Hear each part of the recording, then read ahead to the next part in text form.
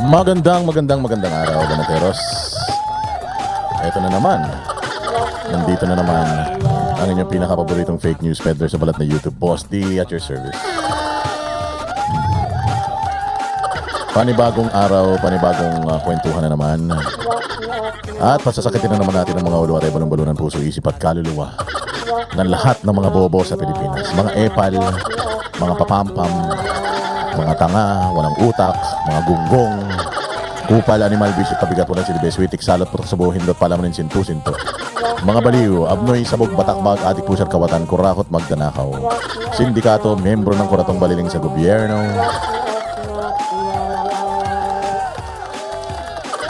Mga maligno, impakto, masasamang espiritu. Mga kampo ng demonyo, Satanas, Judas, Barabas, Hestas. Magandang gabi, Pilipinas, Luzon, Visayas at Mindanao. Magandang umaga sa ating mga kababayan sa Amerika at sa Canada. Magandang hapon naman sa mga kababayan natin sa Middle East at sa Europe. Kamusta po kayo? Sige, basahin ko yung mga comment ninyo, ha? Basahin ko yung mga comment ninyo. Sige, ito ang reaction natin. Ang reaction ko dyan sa Marines na yan, regardless, bobo yung nagbayad sa kanila ng 25 million. No? Kasi sabi 25 million daw yung binayad. 25 million each. So 25 million each, yung apat, ano yun? So that's 100 million. Grabe, no? 100 million yung ibinayad sa kanila. Pero ako, unang-una sa lahat, ako alam ko kung gaano kalaki ang ninakaw sa bayang Pilipinas. At yung flood control, tip of the iceberg lang yan. Mabigat kasi talaga yung mga testimonya ng 18 Marines. Sobrang bigat nun. Kaya, kasi itong pinag-uusapan natin ngayon, flood control ito, madami pa tayong mga corruption sa Pilipinas bukod sa flood control. Isa lang yan sa mga proyekto na ninanakaw nila sa Pilipinas. Marami pang mga proyekto ang ninanakaw dito sa Pilipinas. Kaya nga kung makikita mo, itong si Erwin Tulfo, hindi na siya magbo-blue ribbon committee. Hindi na niya iimbestigahan itong flood control kasi sobrang lalim talaga nitong flood control scandal na to. Sobrang dami talaga ng ninakaw sa bayang Pilipinas. Kaya hindi na ako nagtataka. Bill Aguilar, Q8Y, Boss D, always watching your live from Seattle, Washington. Dagdag mo ito sa pampagwapo, syempre. Kaya ako pumapayat dahil sa inyo. Meron akong pinambabayad sa pampapapayat. Maraming salamat. Okay, going back mga bossing. Sa laki ng ninakaw, imaginein mo, ha, mainstream media kaya nilang bayadan. Yung mga pulis, kaya nilang bayaran. Yung mga sundalo, kaya nilang bayaran. Halos lahat, korte, halos lahat kaya nilang bayaran mga bossing. Ito pa kaya? Mga ito na napakadelikado kasi napakalawak talaga ng corruption sa atin. Isang ahensya lang ito, DPWH ito. Halos lahat ng mga ahensya ng gobyerno, mayroong mga procurement yan, mayroong mga projects yan, may mga binibili, gumagastos ng pera yan. Overpriced lahat ng mga bidding ng mga hayop na yan. So, siguro lahat ng mga kawatan sa Pilipinas, baka talagang nila, delikado tayo rito kasi yung perang pinag-uusapan diyan, hindi yun sa flood control lang kasi kinumpute nga eh. So, lahat ng budget ng flood control, tapos ba't ganito karami yung perang i-deliver nila? Kasi nung kinumpute yung perang i-deliver nila, umabot ng sobrang dami. Na mas madami pa doon sa appropriations o doon sa budget na nakalaan sa DPWH. Nagulat sila. So, kakabahan ka kung halimbawa, shit, eto na. Kasi nandiyan din yung corruption sa DepEd, nandiyan din yung corruption sa National Telecommunications Commission, nandiyan lahat sa DOTR, sa Department of Tourism, Department of Science and Technology, lahat ng ahensya ng gobyerno corrupt mga bossing. At itong mga dinideliver ng 18 Marines na to, hindi lang ito pera ng flood control. Kaya nagulat si Lacson, ang laki naman ng pera. Saan galing yung pera na yun? Mas malaki pa yung dinideliver nila kaysa dun sa budget mismo ng DPWH. That's because hindi lang DPWH yun mga bossing. Yung pera na yun. So ngayon, kung ako magnanakaw ako sa Department of Tourism, kakabahan na ako. So kasi baka mamaya niyan lumabas si Zaldico tapos ilabas ni Zaldico lahat ng perang ng listahan na hinahawakan niya ng lahat ng mga korupsyon sa Pilipinas. Victoria Pacardova, mabuhay ka diyan sa Hong Kong kasi tinan mo.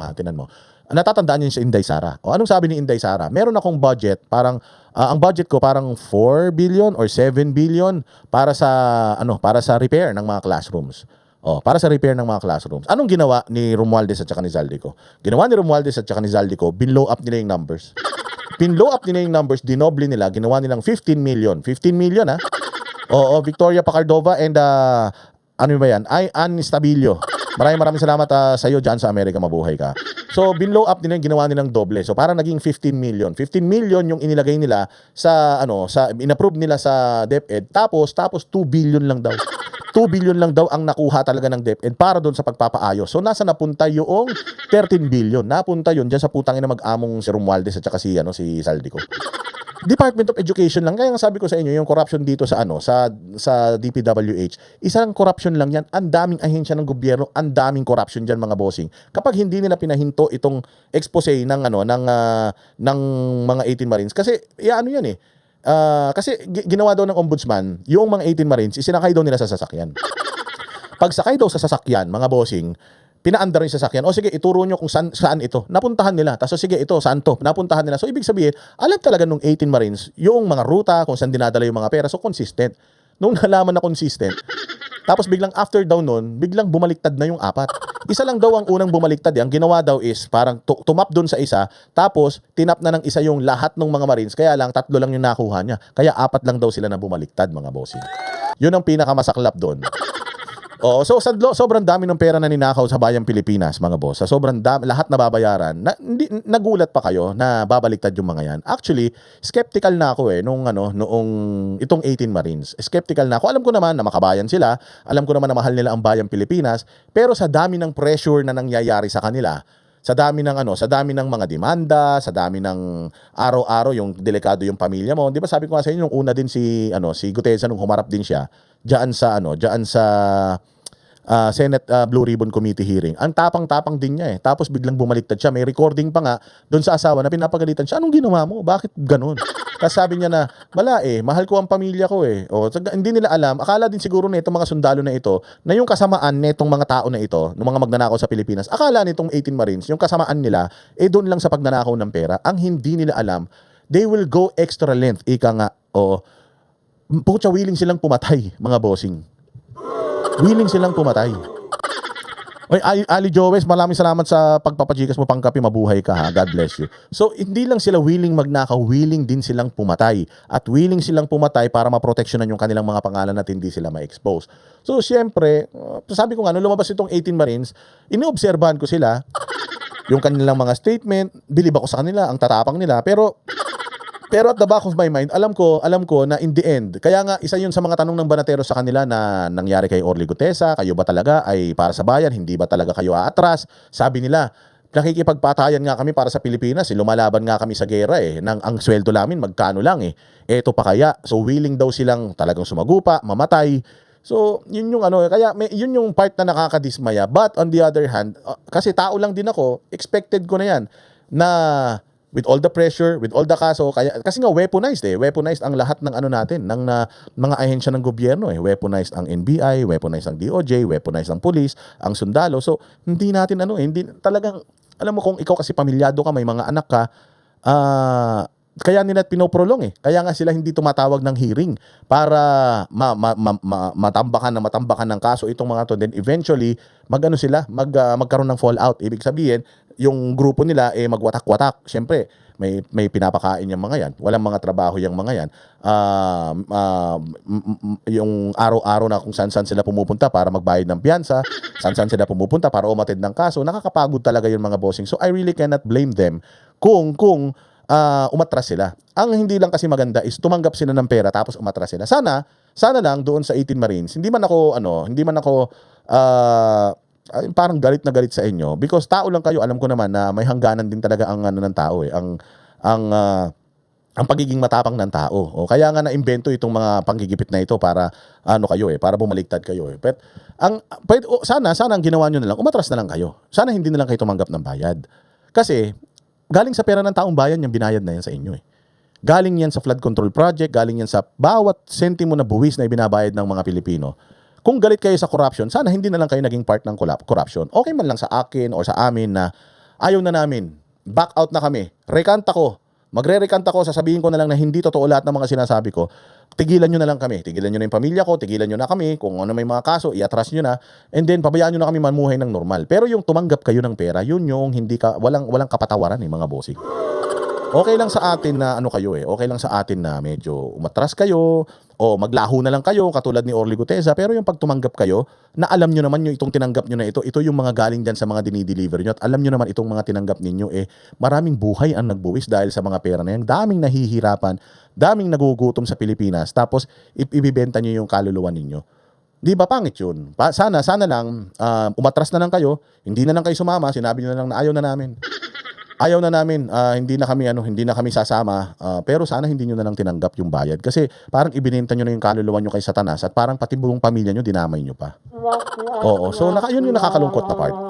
Naiintindihan ko yung part na na-pressure sila, naiintindihan ko yung part na ayaw na nila, pagod na sila, kasi kahit anong gawin nila, sobrang delikado ng buhay nila, nakikita nila yung mga tao, yung mga Pilipino, parang wala naman, pinababayaan lang itong mga ginagawa ng gobyerno. So, maintindihan ko kung parang ayoko na. Bakit ayaw mo na, boss? Ayoko na, ganun din, nagpapakahirap ako, ang dami naming kaso, ang daming mga nangyayari sa amin, puro kami mga death threat, at kung ano-ano pang mga pahirap ang ginagawa sa amin, tapos nakikita ko naman kami lang lumalaban. Yung mga tao, parang baliwala lang, parang hindi nila pinapansin yung mga nangyayaring kabulastugan dito. So, ayaw ko na, I give up. Okay yun. Pero yung ayoko na, bakit? Kasi nagugutom yung pamilya ko may mga paaral din ako natatakot ako tapos tumanggap ka ng pera, putang ina, in the first place, nakakahiya na ikaw ay isang sundalo, ikaw ay isang matapang na tao, tapos sa pressure lang na ganyan, nakikipagbarilan nga kayo sa bundok. Magkano ng sweldo ng sundalo? Ang sweldo ng sundalo parang mga 50 mil lang yata 50 mil or less. O ganun lang ang sweldo ng sundalo. Mantaki mo, sumusweldo kayo ng ganun lang, tapos ang tagal-tagal nyo sa bundok, may mga hadhad na kayo kakalakad, puro alipong nagkakapigsa na kayo, tapos pagdating doon, makikipagbari lang pa kayo sa halagang ganun lang na sweldo. Tapos ibebenta ninyo yung kaluluwa ninyo sa halagang 25 million na alam nyo naman na pera ng taong bayan. Buti sana kung pera nilang personal yan. Hindi, pera yan galing sa pera ng taong bayan. Habang maraming mga naghihirap, tapos yung pamilya nyo, mapapakain nyo ng masarap. O, kaya nyo tiisin yan bilang isang Pilipino, hindi ba? Oh, so yun yung pinakabulok na nangyari dito. Sana lang hindi nyo na lang tinanggap yung pera, umalis na lang kayo, nag-back out na lang kayo, ayaw na namin sumama, tapos pumunta kayo kay Trillanes, boss, pasensya na, tanggalin mo na lang yung kaso mo sa amin. Kasi wala naman akong umalis na ako doon sa 18 Marines, ayoko na. O pwede ba kitang gamitin, labanan naman natin yung 18 Marines? Hindi na, boss, ayoko na nga. Ayoko na nga, gusto ko na lang ng katahimikan. O kung naabala man kita, pasensya na. O basta tanggalin mo na lahat ng kaso ko. Di bali na maging tricycle driver ako, maging grab driver ako, maging angkas driver ako. Di bali na mahirapan ako, basta wag ka lang tumanggap ng galing sa nakaw. Kasi binenta mo yung O umanib kayo sa corruption O mga magnanakaw yung mga pinaglalaban yung bayang Pilipinas, tapos hindi ko ngayon masisisi itong mga opisyal ng militar. Hindi ko ngayon masisisi itong mga ibang mga taga-gobyerno na tumatanggap ng pera sa galing ng corruption na hindi ko masisisi ang buong Pilipinas actually. Kung ganito tayo ka-corrupt kasi may halaga naman pala yung prinsipyo ninyo. Ito lang masasabi ko sa inyo. Kami mga banateros, we've been offered a lot of times. Madaming mga politiko, madaming mga sangkot dito sa mga corruption na ito ang kumontak na sa amin ng mga middleman nila. Nag-o-offer sila sa amin. Pero alam niyo, ang hirap Ang hirap mga bossing. Kasi sabi ko, halimbawa, bayaran mo ako ng 25 million halimbawa. Saan ko gagamitin 25 million? Simple man lang ang buhay natin. Lahat man tayo mamamatay. Sabi ko nga sa inyo, ilang taon na kayo? O siguro naman, halos karamihan dito sa atin, nasa mga late 30s and early 40s hanggang 50s yung mga nanonood dito. Hindi na tayo tatagal sa mundo. Konti na lang yung itatagal natin sa mundo. Siguro makalahati ng buhay natin na nagawa na natin yung mga gusto natin. Ngayon, bago magtapos yung buhay natin, siguro importante na makagawa tayo ng mabuti sa buhay natin. Hindi lang sa buhay natin, sa mga kapwa natin, lalong-lalo na sa bayan natin. Kasi hindi na to para sa atin Yung pinaglalaban natin ngayon, hindi naman to para sa atin. Ang makikinabang dito yung mga future generations, yung anak mo, anak ng anak mo, anak ng anak ng anak mo, yung anak mo sa labas, sila na yung mga makikinabang dito, mga bossing. So, hindi na natin kailangan ng sobrang daming pera. Magkano naman kailangan? Bibigyan mo ako 25 million, gagawin ko sa 25 million. May bahay na ako, may mga sasakyan man ako. Meron na akong nakapapag-aral ko naman mga anak ko. Meron ako, nabibigyan ko naman yung pamilya ko ng panggastos sila. Nakakabili ako ng gamot ng mga magulang ko, maintenance nila. So, saan ko gagamitin yung 25 million? Bibili ko ng maraming mga kolorete sa buhay. Marami na ako rilo. Lahat naman ng mga pangarap ko o mga gusto ko makuha bilang isang mayabang, ganun. Nakuha ko naman na.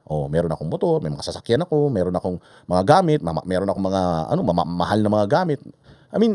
Nakuha ko naman na yung mga material na bagay. Para saan pa tong kukunin kong pera na ito? Bibili ako ng panibagong material na bagay? Nakuha mo nga yun sa pagpupunyagi mo, sa pagtatrabaho mo, sa pagsisipag mo. Tapos bigla kang kukuha ng pera ng hindi naman sa'yo. Para lang ibenta mo yung prinsipyo mo. Anong gagawin mo doon sa ganung kalaking pera? Bakit mo kailangan ng ganung kalaking pera? Eh, hindi mo naman madadala yun sa kabilang buhay, di ba? Oh. Kaya yun. Anong gagawin mo ron? Saan mo ano yun? Saan mo gagastusin yun? Kaya nga, yun na lang sana yun na lang sana yung, ako yun yung iniisip ko. O kaya every time na may offer, I'm turning it down. Why? Nakakain ako 3 beses ang araw. Mayroon akong pang gasolina. Lahat ng mga sasakyan ko naka full tank. May mga maayos man ako ng mga gamit. Nabibili ko naman yung mga pangangailangan ko at pangangailangan ng mga mahal ko sa buhay. Hindi ko sila kailangan. Hindi ko sila kailangan. Ang kailangan ko, ang gusto ko na lang na mangyari is yung mga mahal ko sa buhay na iiwanan ko kapag wala na ako. Oh, which is yung Pilipinas na meron tayo pag wala na tayo. Yun yung ipinaglalaban natin ngayon, mga bossing. So hindi tayo masisilaw sa ganyan. Oo. And hindi ko masisisi etong 18 Marines kung bakit sila bumaliktad kasi sa pressure, ina-expect na natin 'yan. Pero sinisisi natin sila kung totoong tumanggap sila ng pera para bumaliktad. But regardless, mga bossing, regardless doon sa pagbaliktad nila, alam ko na totoo yung kanilang mga unang testimonya. Kayang bayaran ng mga magnanakaw sa Pilipinas etong mga whistleblowers na ito. Pero hindi nila kayang bayaran ang lahat ng mga Pilipino na naniniwala na mga magnanakaw sila at sisingilin natin sila balang araw. Okay? Sisingilin nila sa balang araw. Alam mo, sana nakakatulog sila ng mahimbing na nakikita nila na yung mga kasamahan nila ngayon, nakakulong. Friday ngayon, trabaho, gawain niya ng administrasyon. Magbe-bail ka, Biyernes. Lalabas yung warrant mo, Biyernes. Magbe-bail ka, hindi nila tatanggapin yung bail mo hanggang magsara korte. Pag nagsara korte, makukulong ka ng 2 araw. Linggo, Sabado, Lunes, doon ka palang pwedeng makalabas. Baka hindi ka pa makalabas ng Lunes. So, yun ang ginagawa nila kasi bailable man yung mga kaso na yan. Yung kaso naman ng 18 Marines, bailable man yan. Pero, talagang gusto nila ganun. Katulad ng ginawa nila kay Jay Sonsa. Yung ginawa nila kay Jay Sonsa, ganun din. Itinaon nila ng long weekend. Oo, Friday na wala pang pasok ng Lunes. So, magtatagal ka dun sa kulungan.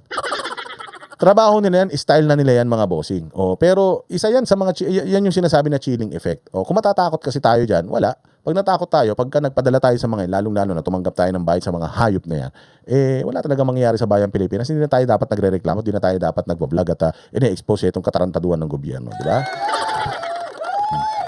Pero mga bossing, si Romualdez man lang ang gumawa niyan. Wala namang ibang gagawa niyan. Wala namang ibang gagawa niyan kung hindi si Romualdez lang, mga boss. Oh, kaya yan, panoorin natin yung balita tungkol diyan. Wait lang. Asan na ba 'yun? Oh, nandiyan na ako sa balita na yan yung kay yung kay tawag dito. Ayan si Ombudsman Romualdez. Oh, eto, sinisisi ngayon, mga bossing, ng ombudsman natin. Sinisisi niya si Romualdez. Naniniwala ba kayo rito sa away na itong dalawang ogag na ito? Para sa akin, boss, totoo yung lahat ng mga siniwala. Totoo yun, mga bossing, totoo yun. Sana lang yung mga natitira pa na Marines, sana lang maging matatag sila. Sana maintindihan na itong mga Marines na to, ha? Lalong-lalo na yung mga bumaliktad. Sana lang maintindihan ninyo na si Pangulong Duterte, yung kanyang buhay, yung supposed din nagpapahinga si Pangulong Duterte. Sa lahat ng mga ginawa niya sa Pilipinas, deserve ni Pangulong Duterte magpahinga at mamuhay ng masaya hanggang sa huling hininga niya. Kasi maganda yung ginawa niya sa bayang Pilipinas. Imagine ninyo, because of this government, because of this corrupt government, yung kaisa-isang tao na pinarioritize kayong mga sundalo, na itinaas ang mga sweldo ninyo, pinarioritize tayong mga Pilipino, he sacrificed himself. Nung nasa Hong Kong kami, ayaw namin siyang pauwiin. Sinabi namin, boss, huwag kayong uuwi kasi may arrest warrant na arrestuhin kayo. Alam mo ginawa niya? Uwi ako. Alam niya naman na uhulihin siya, pero bakit umuwi siya? Bakit hindi siya nagtago? Kasi ang sa kanya, kung ipagkakanuno ako ng gobyerno, ipagkakanuno ako ng mga kababayan ko, kasi ang ine-expect niya, ipagtatanggol natin siya kasi pinaglaban niya tayo. Kung ipagkakanuno ako ng mga kababayan ko, nasa sa kanila na yun. O ako naman, sabi nga niya, ready man ako makulong sa ICC. Bahala sila sa buhay niya. Kung kulong nila ako, matanda na ako. Kung hindi naman ako natatagal dito sa mundo. So, sinakripisyo niya yung kanyang kalayaan, sinakripisyo niya yung kanyang retirement para lang sa bayang Pilipinas. Wala siyang pakialam kahit na ang iiwan niya ay masarap na buhay. Kasi dati man siyang presidente, may pera man siya. Masayang buhay yung iiwanan niya. Pero pinili niya pa rin na umuwi at makulong. Si Pastor Apollo Kibuloy, ganun din, mga bossing. Na kahit na ang dami nang lumalapit sa kanya para bumaliktad lang at para maging kakampi nila, hindi siya nagpapa-pressure. Hanggang ngayon, nasa kulungan pa din siya. 1 taon, nasa kulungan siya. Sanay si Pastor Apollo Kibuloy na pinagsisilbihan ng kanyang mga miyembro. Oo, mataas ang tingin sa kanya. Pero nasa kulungan siya ngayon. At ano siya, hindi siya hindi yung kanyang yung alab ng kanyang damdamin, hindi nawawala. Yung pagmamahal niya sa bayan, yung tiwala niya na maayos pa rin natin ang Pilipinas, hindi nawawala mga bossing, nandoon pa rin yung apoy niya. Sabi nga niya, kahit na nakakulong ako, nandiyan naman kayo mga banateros, kayo nang magsasalita para sa akin. O, di ba? So tinanggap niya na yun. Kahit na gaano kahirap, tinanggap niya yun. Si Inday Sara, ayaw man niyang tumakbo talagang presidente.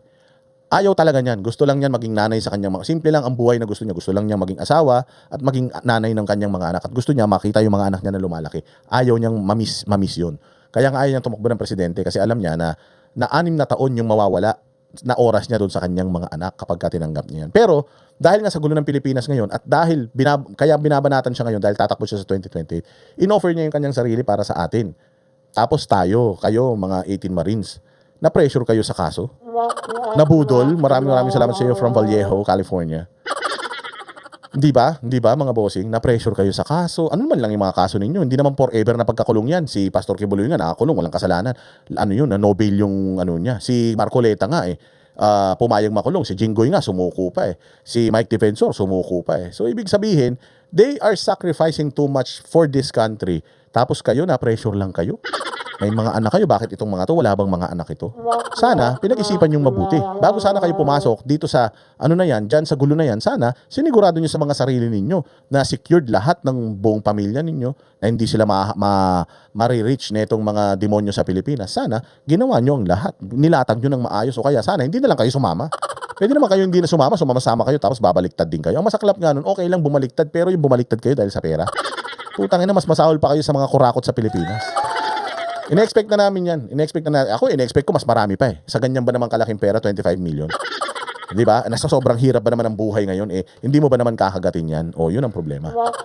Sana lang hindi lahat ng tao katulad nila. Sana lang hindi lahat ng tao ma-pressure at hindi lahat ng tao ay magbulag-bulagan na lang dahil lang diyan sa pera na yan. Ito, balita na to. Itong si Romualdez at saka si Romualdez at saka itong si Remulla, meron silang mga pautot. Kunyari nag-aaway silang dalawa. Tangina niyan. Ang bilis-bilis kasuhan ni Remulla lahat o kung sino man, ang bilis niyang kasuhan. Tapos ito si Romualdez hanggang hindi niya pa napapakulong. Kunyari nagpapatot-yadahan sila sa media para kunyari magkaaway sila pero hindi naman niya tinatrabaho talaga si Romualdez. Style niyo bulok. Alam na namin 'yan. Hindi na niyo kami maloloko. Ito balita. Ombudsman, napakana ni dating House Speaker Martin Romualdez ang pagbaliktad ng 4 na maleta boys.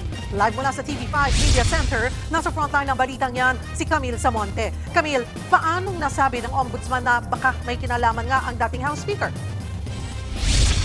Cheryl, ayon kay Ombudsman Boying Remulla, si dating House Speaker Martin Romualdez daw kasi ang pwedeng makinabang sa pagbawi ng testimonya ng mga bagman umano. Matatandaan na ang 18 nagpakilalang bagman umano ni Zaldico o ang tinaguriang Maleta Boys ay nagsiwalat ng mga pangalan ng mga malalaking politiko na nasa likod umano ng bilyong-bilyong flood control scandal. Isa sa idinidiin dyan si Romualdez at si Pangulong Bongbong Marcos. Kaya naman 8 sa 18 ang kinuhanan ng affidavit ng Ombudsman. Pero 3 sa kanila ang nagrecant o binawi ang kanilang mga testimonya. Isa riyan ang walang affidavit. Gagamitin kasi ang mga affidavit para sa case build-up laban kay Romualdez. Pakinggan natin ang pahayag ni Ombudsman Remulla. The affidavits are there for us to use, and we will use them. And if they want to recant it, so be it. But it will be in court already. Di nga.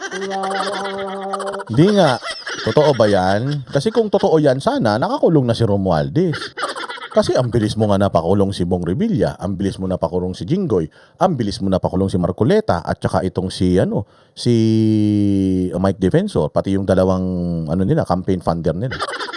Ito si Martin Romualdez hanggang ngayon hindi mo pa rin hinahawakan. Hanggang ngayon puro ka pa rin satsat, puro ka pa rin salita. Nagsona pa presidente.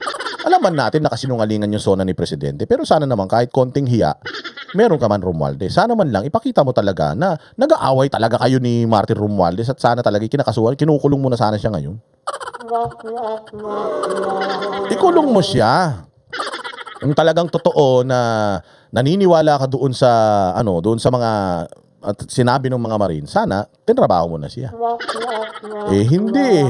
Hanggang ngayon wala pa rin. Ilang araw na simula nung nagsona si Bongbong Marcos, 3 weeks na. 3 weeks na wala pa rin. Wala pa rin kaso. Wala pa rin, hindi pa rin napapakulong si Martin Romualdez. Baka makatakas na yan, baka wala na nga yan sa Pilipinas eh. Ikulong nyo para maniwala kami. Tapos pag ikinulong nyo, plunder ang kaso. Plunder ang kaso, tapos no bail. Tapos i-deny ng Sandigan Bayan yung bail niya, ganun. Maniniwala kami. Pero kung ganito lang, patotsyadahan, kunyari nag-aaway kayong dalawa, stand nyo bulok, ganun din sila ng pinsan niya eh. Kunyari nag-aaway sila ng pinsan niya. Kunyari malungkot sila sa isa't isa, pero putang ina, nag-uusap yung mga yan. Nagkukwentuhan yung mga yan, pinagtatawanan tayo ng mga yan, paniwalang-paniwala sila sa drama natin. Sige, away pa tayo, magpatotsyadahan tayo. Para kunyari magkakagalit tayo, gago. Hindi nyo na maluloko taong bayan. Walang kwenta sa amin yung mga sagutan ninyo. Ang hinahanap namin, makulong kayo mga putang ina ninyo. Yun ang gusto natin. Ikulong nyo para maniwala kami, di ba Jenny Park, mabuhay ka. Interrupt muna kita, Boss D. Oo, kaya dito ko pinadala, sorry. Complete naman ang GCash mo. Sa December na kita, ano ba yan? Padala ng pampapayat mo. Thank you very much. Oh, mabuhay ka ha, Jenny Park. Ang ganda-ganda mo talaga. Palagay ko, nahanap ko na ang soulmate ko. Boying, kilala ka na namin. Kilala ka na namin nung nasa DOJ ka pa. Kilala ka na namin, boss. Hindi mo kami malilin lang. Putsang ina. Alam mo, malapit ka na sana mamatay nun eh. Binenta mo yung kaluluwa mo kay Satanas. Kaya ka nabuhay ngayon. At nabuhay ka ngayon. Siyempre, alam nga naman binenta mo yung kaluluwa mo kay Satanas, mabubuhay ka ngayon, gagawa ka na mabuti. Hindi. Kaya puro kasamaan pa rin ang ginagawa mo kahit na nakaraos ka na sa sakit. Kasi hindi mo naman binenta mo yung kaluluwa mo sa demonyo. Oh. So, Boying, wag mo na kaming pinaglololoko. Maniniwala kami sa'yo. At siguro, baka medyo mabago mo ang namin, pananaw namin sa'yo. Kung ito si Martin Romualdez, may ipakulong mo. Tsaka si Sandro Marcos, ganun. Hindi kasi labo mahirap eh. Kasi tinan mo pag yan si Martin Romualdez na ipakulong neto ni Boying Rimulya, putang ina lahat ng mga congressman na yan. Salamat kay Speaker. Salamat kay Speaker, putang matataiyan habang tulog.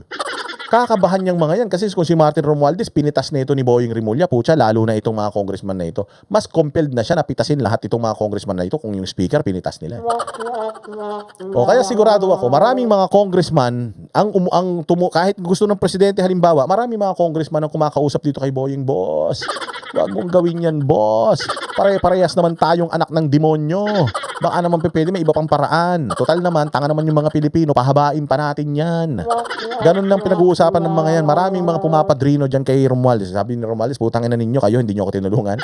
Kayo mga congressman ko, putang ina nyo, binusog ko kayo nung akong speaker, hayop kayo, lahat ng pera ng Pilipinas, pinaghati-hatian natin, tapos mag-isa lang ako, hindi nyo ako tinulungan. Kaya ngayon sinabi ni Martin Romualdez na I will not go down alone. Hindi yon ibig sabihin na isasama niya pinsan niya eh.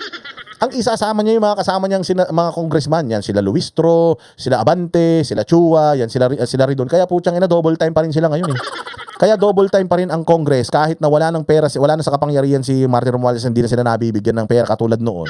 Kasi nga alam nila if Martin Romualdez goes down, kasama yan sila. Kasi putya, isang lahi yan sila dyan sa Congress eh. Ganun yan. Kaya hanggang ngayon hindi pa rin nakukulong. Ang daming pumapadrino. Hindi ko nga alam, baka ito si Boying. Boying, marami na bang offer sa'yo? Madami na bang mga nagpatak-patak para pahabain mo pa ito? Nagtatanong lang nagtatanong lang.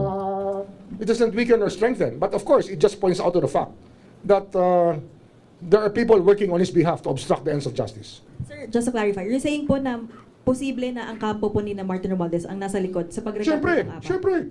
Sino pa? Sigurado ka naman pala eh. Sigurado ka naman pala, boss, na si Martin Romualdez. Ba't di mo pa ipakulong? Talk is cheap. Talk is cheap. All bark, no bite. Walang problema, nakahul tayo ng kahul, tapos di naman natin kinakagat. Wala yan. Wala yan, mga bossing. Mas importante, kung talagang totoo yung sinasabi mo, naniniwala ka na si Martin Romualdez nasa likod dito, ipakulong mo. Inutusan ka na may marching order na galing sa presidente, hanggang hindi mo pa tinatrabaho. Baka mauna ka pa mamatay bago makulong siya, no?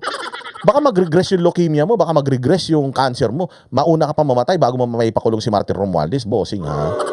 Unang antayin niya, ginagawa nyo naman kaming tanga kayo eh. Sino pa ibang nakikinabang siya pag nag-recant yan? O, di ba? Nagbabala rin si Rimulya sa mga abogado na tumutulong sa grupo para sa pagbawi ng kanilang testimonya dahil maituturing daw ito na obstruction of justice at hindi raw nila palalampasin ito. Matatanda ang inamin ni dating Congressman Mike Defensor na tinutulungan niya ang mga Maleta Boys. Nakakulong ngayon si Defensor sa kasong plunder. Diba? Ito talaga si Defensor ang hindi ko alam kung paano siya nagkaroon ng kasong plunder. Paano mo makakasuhan si Mike Defensor ng plunder? Una sa lahat, di man siya taga-gobyerno. Hindi man siya gumamit ng pera ng gobyerno. Nag-donate man lang siya ng pera kay Marcoleta. So sabi ko nga sa inyo, kung halimbawa si Marcoleta makulong, si Marcoleta. Oh, pero siya, di siya makukulong. Nag-donate man lang siya.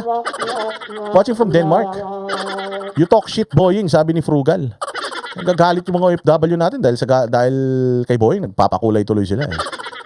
Hindi ko talaga alam ito bakit nakakulong ito. Tsaka yung dalawang kasama niya. At the most, siguro graft. Kung graft, bailable yan. Pero plunder, ang kinaso sa kanya, di man siya taga-gobyerno. Wala man pera ng gobyerno ginamit. Ito si Mike Defensor, di naman galing sa pera ng gobyerno yung binigay niya kay Marcoleta. Kaya sabi ko nga sa'yo, gago yan si Boying, demonyo talaga yan. Napakadali, nagawan nga niya ng paraan na ipakulong niya to. Tapos si Martin Romualdez hanggang ngayon, interview lang. Ano yan? Ina. Itinanggi naman ni Ombudsman Rimulya ang aligasyon na may nanakot sa apat nang gawin ang kanilang mga affidavit. Inalok din daw ng Ombudsman ang grupo na mabigyan ng proteksyon pero tumanggi raw ang mga ito. Tiniyak naman ni Rimulya na hindi makaapekto ang pagbawi ng testimonya sa binubuo nilang kaso laban kay Romualdez. Marami raw silang ebidensya na hawak at hindi lamang ang testimonya ng 18 bagman. Pakinggan natin ang pahayag ni Rimulya. Meron din naman kami recording Okay. ng lahat nung nangyari. May recording kami ng lahat. Kaya, okay lang yan. Kasi nga, some lawyers think that it's still the same old days. Oy, thank you very much ha. Oh, nanonood ka pa sigurado yung yung nag-send sa atin ng yung remittance galing abroad dito sa GCash. Thank you very much sa iyo ha. I love you. Mabuhay ka. That they can frustrate the ends of justice that way. We will not take it sitting down. Lalabanan namin sila hanggang dulo. We will identify them. Lul. Lalabanan mo sila hanggang dulo. Gagi, malapit ka na magdaho sa mundo hanggang dulo. Hanggang kailan na lang yan. Baka di ba tapos to 2028, wala ka na sa mundo. Hindi mo pa napapanagot si Martin Romualdez. Tumigil ka nga. Ang dami nyo ng mga walang kasalanan na ipakulong. Yung may kasalanan, di nyo pa may ipakulong. Walang hiya kayo. Putangin na talaga itong mga demonyo na to. Ang dami talaga. Alam niyo, sabi ko nga sa inyo, gusto nyo malaman kung ano itsura ng impyerno? Tingnan nyo yung mga muka. Netong mga mga nasa gobyerno. Ganyan ang itsura ng mga makikita nyo sa impyerno. Baka lang nagtataka kayo, baka lang kino-question ninyo, sino dito mga satanista? O, yung mga satanista na nanonood dito, if you're wondering what hell looks like, and who will you meet in, sabi nga, meron isang libro na gano'n, 10 people you meet in heaven. May ganong libro eh. Di ko nabasa yun eh, or baka part lang yung nabasa ko eh. Pero, ang dami, oo. Ang dami, people you meet in hell. O, if you want to know who are you gonna meet in hell, tingnan nyo to, si Boying, si Rimulya, yung John Vic Rimulya, si Abalos, si Torre, si Leila de Lima, Risa Ontiveros, si Bongbong Marcos, Lisa Marcos, Martin Romualdez, tsaka yung mga taga-kamara. Palagay ko magkakaroon doon ng House of Representatives sa impyerno. Oh. Pustahan tayo. Make sure that they get dropped from the role of attorneys. Sir, just Play last. dirty, then you have to face up to the consequences of playing dirty with us. Samantala, sa isang pahayag, itinanggi Kita mo, the Ombudsman's accusation that I am behind the recantations of the former Marines is absolutely not true. Utsang inan yan. Tingnan mo, nagsasagutan lang sila sa social media. Gago, walang mangyayari dyan sa sagutan nyo. Ina nyo, gusto nyo magpatayan kayong dalawa, magbari lang kayo para mas isa man lang sa inyong mamatay. Isa man lang sa inyong mawala. Oo, maniniwala kami. Pero kung ganyan, mga sagutan, wala yan. Pero kung makita namin, magtagaan kayong dalawa, isa sa inyo pumanaw. Ayun, kahit papaano, meron kaming consolation. Masaya na kami sa ganun. Di ba? Aljoy Martinez, salamat sa iyo ha. Mabuhay ka. God bless you ha. ni Romualdez ang paratang na siya ang pakana ng pag-recant ng ilang bagmen. Patunay lang daw ang pagbaliktad ng mga ito na walang katotohanan. Ang mga aligasyong ibinabato laban sa kanya kaugnay. Putang ina nyo, walang katotohanan. Puta, anong katotohanan? Santo ka? Okay nang ina niyan. Anong sinasabi mong katotohanan? Walang katotohanan. So hindi ka magnanakaw? Ganun? Puta, malinis ka? Mahihiya si Mr. Clean sa kalinisan mo, Martin Romualdez. Putang ina, naiintindihan namin, demonyo ka, sinungaling ka, pero hindi namin ine-expect na puta, ganito ka kasinungaling at ganito ka kademonyo. Antakin mo, gusto mong paniwalain pati sarili mo. Sigurado ako yung sarili mo, napapaniwala mo na wala kang kasalanan, pero putya, pati kami, gusto mo kami idamay sa kagagawa mo, paniniwalain mo kami na wala kang kasalanan. Matino kang tao, malinis ka, wala kang ninako kahit isang kusing, gago ka. Tangina ka, ikaw ang kasala. Maayos man ang unit team. Okay man sana ang unit team, maayos man sana ang unit team, maganda na yung usapan ni Inday at ni Bongbong. Kahit man papaano si Bongbong, palagay ko naman, mayroon pa rin katiting na tinuyan sa buhay niya. Kaya lang putang ina, pumasok kang malaking tenga ka eh. Putang ina kang tao ka, ikaw ang naging salot dito sa unit team, kaya nagkawatak tong dalawa to, tag-away to dahil sa pangarap mo maging presidente. Gago, di kang marunong magtagalog, gusto maging presidente ng Pilipinas. Naging presidente na yung tanga mong pinsan, gusto mo pa sumama. Tarantado ka. Ang inan to, hindi nahihiya. Hindi ka nahihiya, Martin Romualdez, putang ina, nakakatingin ka sa salamin, tapos nakakapagsalita ka ng ganyan. Hindi ka kinikilabutan, walang hiya ka. Kaya sagad-sagad ang mga kademonyohan nitong mga ito. Talagang kapag nagsinungaling sila, putya, hawak nila yung kutsilyo, may dugo, putyang inang yan, may CCTV pa, kitang-kita mo na sila ang pumapatay sa Pilipinas. Putya, sinasabi nila na wala silang kasalanan. Putang ina, kung magnanakaw ka, tapos sinasabi mong walang kasalanan, sino may kasalanan? Kami? Ganon?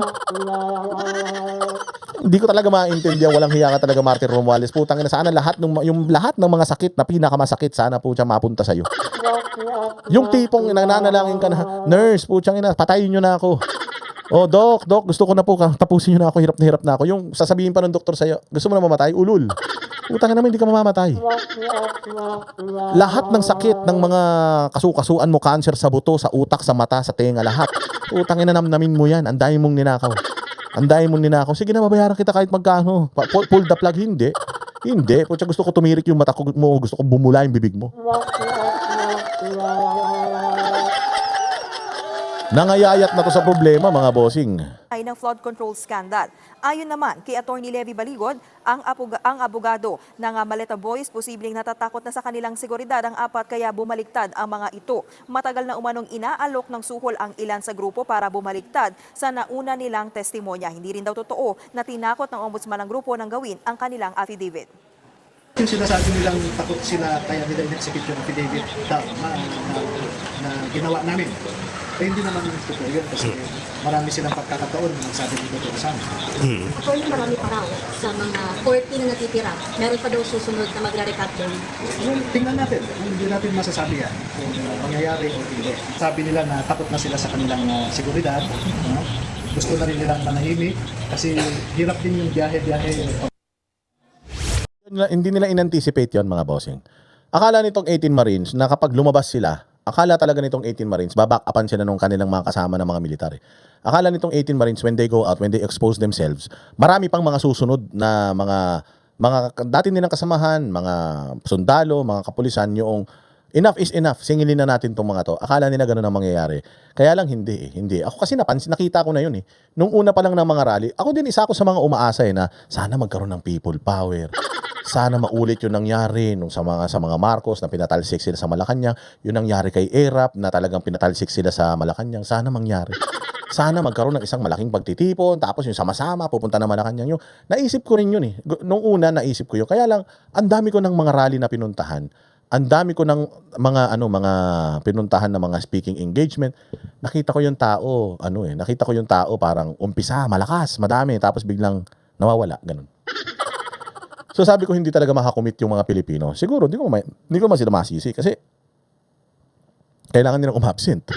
Kasi syempre mahirap din ang buhay ngayon. So sabi ko wala mangyayari. So ako ang pag-asa ko na lang, sabi ko 2028 talaga. Sana magkaroon ng eleksyon. Babantayan natin si sino ba to? Si Comelec, si Garcia, babantayan natin. Pero wala talaga tayong ibang choice. Kung hindi sa 2028 bumoto tayo, i-straight natin lahat ng mga senador na i-endorso ni Inday Sara, lahat ng mga Duterte-aligned senators, iboboto natin lahat. Si Inday Sara, panalunin natin. Ang Vice President, kailangan hindi dilawan, kailangan hindi loyalista, kailangan talagang alam natin na hindi magtatraidor kay Inday Sara. O kasi Vice President pa lang siya, ini-impeach siya. Kung Presidente siya, di ganun din. Aagawin din sa kanya yan. So, yun talaga yung ko. Kaya nga sabi ko, magbablog ako para yung mga tao ay i-advocate ko na bumoto na ng tama sa 2028. Yun yung ko eh. Yun yung sinasabi ko. So parang ganun din siguro itong 18 Marines. Sabi siguro ng 18 Marines kasi may mga GC yan eh. Sige, tuloy nyo yan. Susunod kami. Tapos nung nilabas na nila yung mga sarili na, expose nila yung mga sarili na, nakita nila, putya, ilang buwan na. Ang tagal na natin. Na lumalaban, parang tayo lang ang lumalaban, parang tayo lang yung nakakasuhan, tayo lang yung mga nakukulong. Putya, kawawa na may mga pamilya natin. Tapos itong mga nangako sa atin na babakapan tayo, wala rin. Palagay ko isa yun sa mga nagtulak sa kanila na parang, hay, wala rin mangyayari, makukulong pa tayo. Tapos ganito lang din, namamayagpag pa rin sila. Wala naman tayong nahihita. Hindi naman mapapalitan tong administrasyon na to. Yun siguro iniisip nila. Isa rin sa mga reason kung bakit umayaw na sila kasi talagang nakakapagod. Hindi nila ina-expect na hahaba pa ng ganito. Hindi nila ina-expect na magkakaroon maraming kaso, kakasuhan sila sa mampanig ng mundo. Hindi nila ina-expect na gano'n na yung pressure, stress ng mga pamilya nila itatagal ng ganito kahaba. So, hindi ko talaga sila masisisi. Ang problema lang talaga is kung tumanggap ka para bumaliktad. Yun yung hindi ko matanggap. Siguro man sa akin yung umayaw ka na, yung ayaw mo na makiparticipate, bahala na. Tapusin ko na lang itong mga kaso ko tapos mamuhay na ako ng normal. Kung gano'n, okay man lang sa akin. Pero yung tumanggap ka ng pera, tapos sasabihin mo na, Hindi totoo yung mga testimonya namin. Putang ina niyan, sa impyerno ka mapupunta, boss. Cheryl, ayon naman kay Palace Press Officer Yuse Claire Castro, nakikita na raw yung style umano ng Duterte supporters kung paano sila kumuha ng mga tao para gumawa ng mga kwento. Putang ina niyan. Ito na naman si Claire Castro. Sinabi nga ni Ombudsman na ang nagbayad si Martin Romualdez. Putang ina mo ka eh.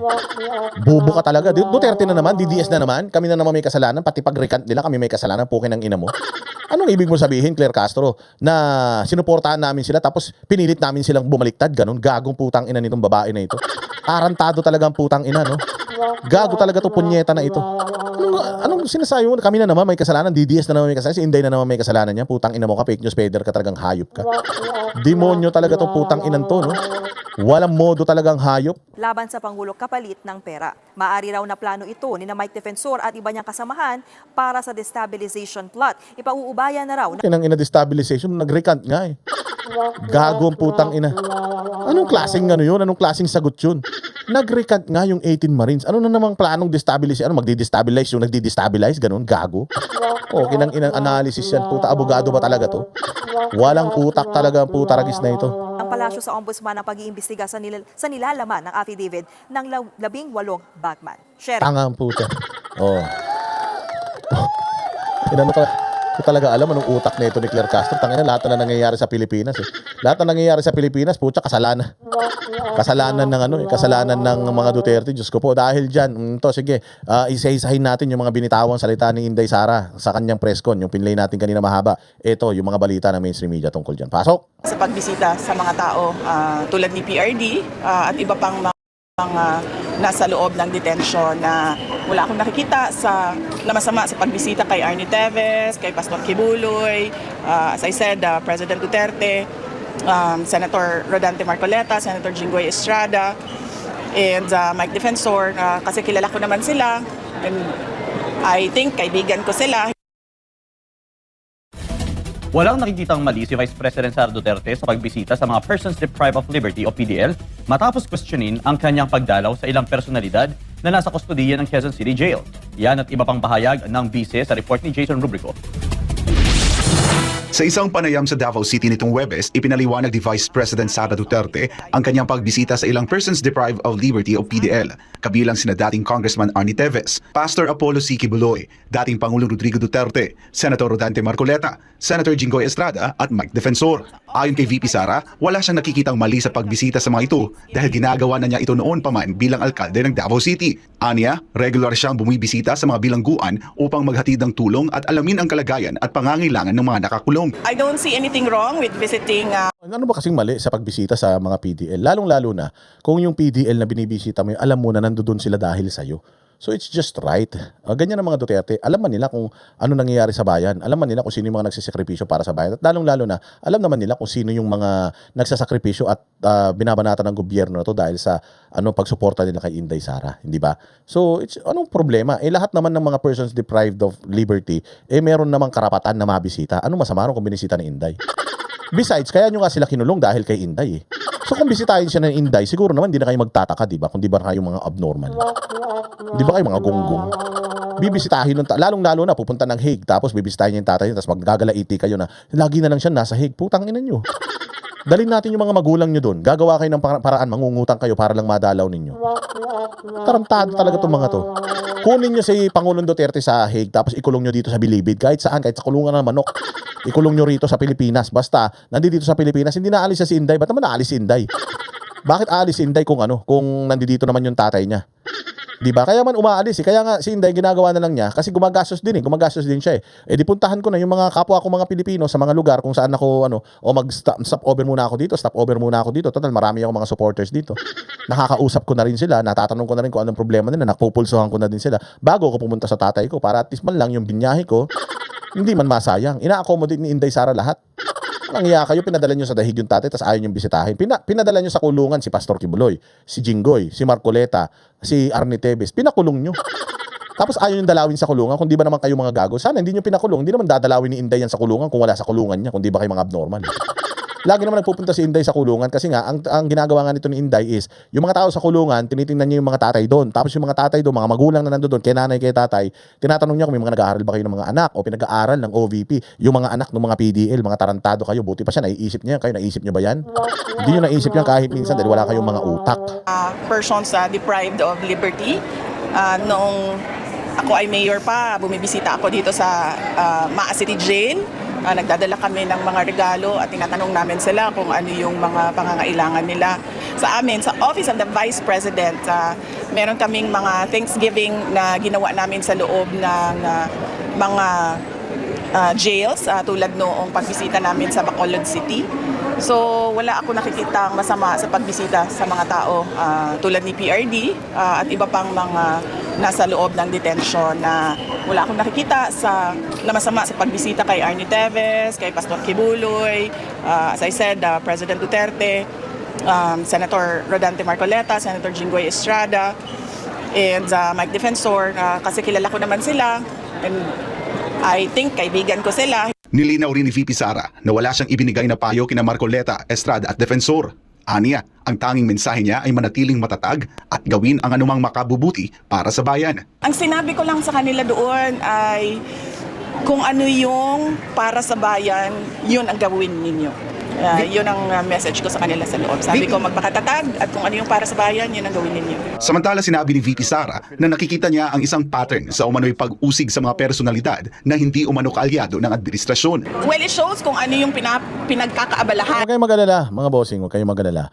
Vilma Hansen, hay salamat po. Nakakaaliw ang nakakaaliw pagdadaan nyo, Boss Dada, from Norway. Mabuhay ka, salamat sa iyo. Alam niyo itong gobyerno na ito, sabi ko nga sa inyo, kung ano yung itinanim ninyo, yan yung aanihin ninyo. Tandaan ninyo, kung ano yung kasamaan na ninyo, ipinakalat ninyo, 10 ulit yung karma na dadanasan nyo dyan. Si Inday Sara, ito yung karma ninyo, maniwala kayo. Kung nung panahon ni Pangulong Duterte, hindi kayo nakaporma, ngayon kay Inday Sara, hindi na kayo halos mabubuhay. Oo, hindi kayo halos mabubuhay. Tutugisin kayo parang mga hayop. Lalong-lalo na kayong mga magnanakaw, kayong magpinsan, kayong Romualdez, kaya ikaw Bongbong, humanda kayo, putang ina ninyo. Yung mga antatanda nyo na tapos putya, dito kayo sa kulungan sa Pilipinas, ipakukulong ni Inday. Putyang ina, hindi sa ibang bansa, dito sa Pilipinas, sa nanlilimahid na kulungan natin dito, doon kayo makukulong mga punyeta kayo. Araw-araw namin kayong dadalawin dyan. Ng administrasyon ngayon, ng gobyerno ngayon, ang pinagkakaabalahan nila ay politika dahil nakikita natin na may pattern na. Hindi lang si dating Pangulong Rodrigo Duterte, hindi lang ako, kundi lahat ng hindi sumunod sa palasyo kay President Marcos ay hinahabol, tinitira. Tandaan nyo, aawayin ko si Inday Sara kapag hindi niya hinabol etong mga hayop na ito. Araw-arawin ko si Inday, maniwala kayo. Inday, ano na? Ba't hindi mo pa hinahunting to? Inday, ano na? Bakit hindi mo pa pinakukulong to? Putang na. O di bali na, okay lang sa akin na maging vengeful si Inday Sara at maghiganti sa mga hayop na ito, karapat-dapat yan. Di bali na, okay lang sa akin. Putang ina. Oh, siguro ngayon yung ginagawa nilang pang-aabuso sa patas, gawin mo rin, Inday. Gawin mo rin. At least ngayon, kung aabusuhin man ni Inday Sara yung kung i-weaponize ni Inday Sara yung mga ahensya ng gobyerno pag vice president na siya, at least ang tinutugis yung mga magnanakaw sa Pilipinas, hindi katulad ngayon.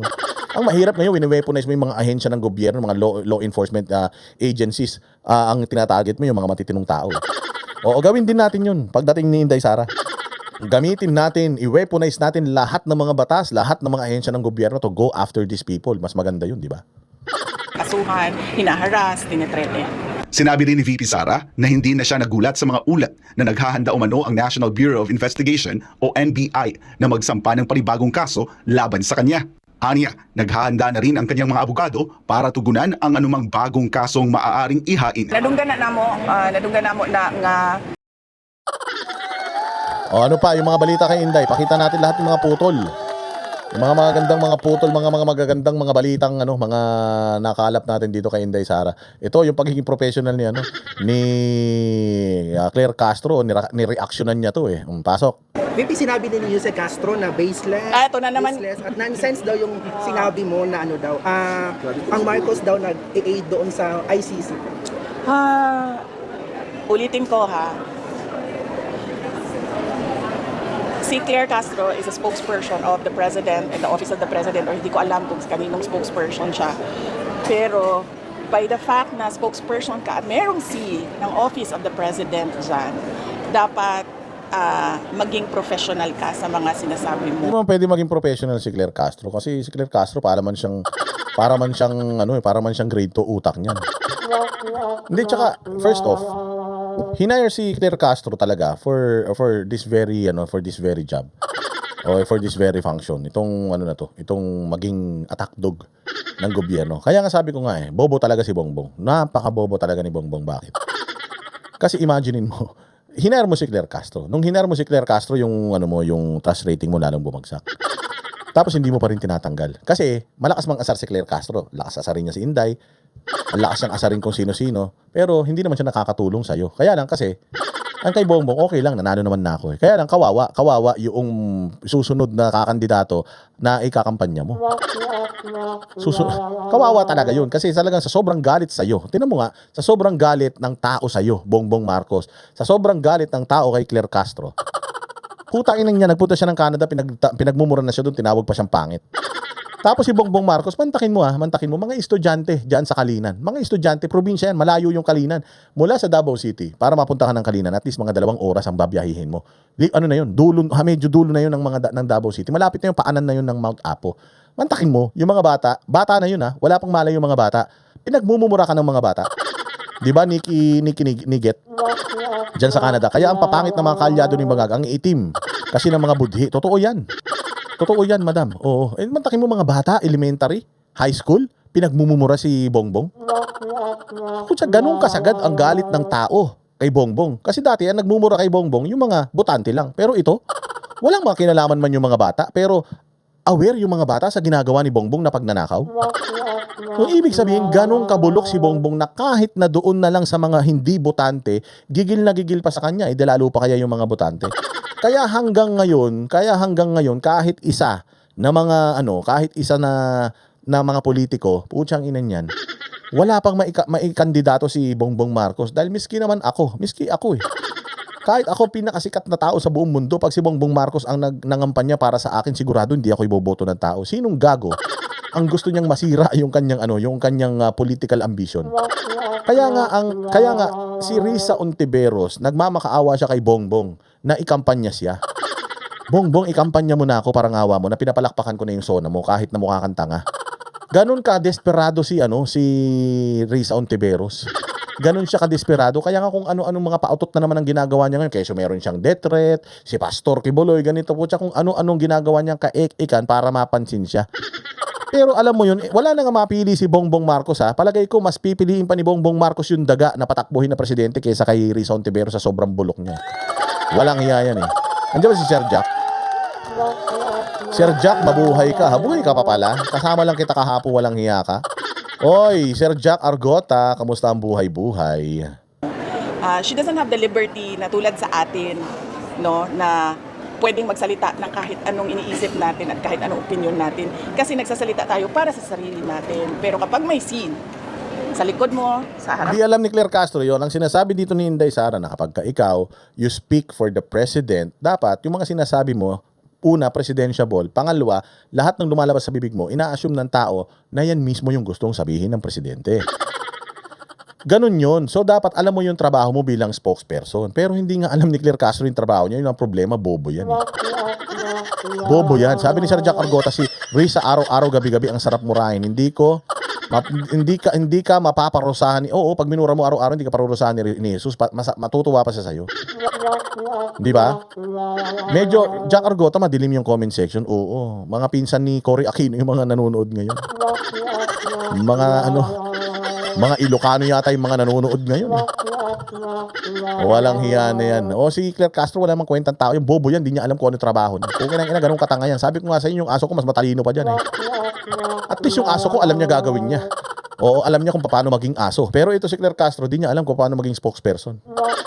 Tangin na niya. Sabi ko nga, nakita ko to si Claire Castro, sabi ko, kahit si Inday Sara, pwede na ako mag-apply na maging spokesperson Kasi bobo man to si Claire Castro ako, mas matalino man ako diyan.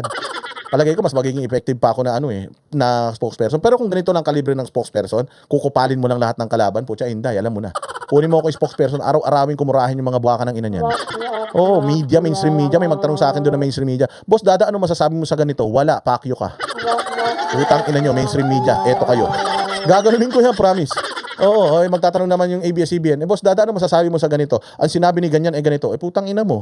Ano pakialam ko? Gaganunin ko sila. Oo. Magtatanong GMA7. O si Arnold Clavio magtatanong. Sabi ni ganito, ganyan, sabi ni ganito, ganyan. Ulol, manyakis ka. Gaganunin. Putang ina mo, umalis ka rito.